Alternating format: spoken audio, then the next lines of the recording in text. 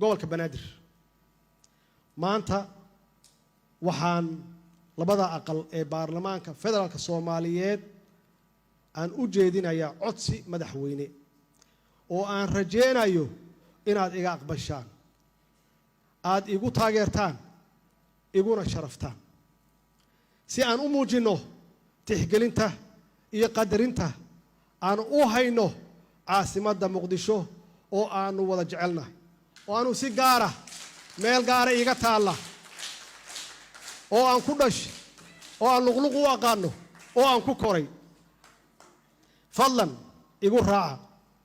in aqalka sare ay caasimadda Muqdisho ay ku yeelato matalaada ay mudan tahay ayna muraayad uga wada noqoto dhammaan shacabka Soomaaliyeed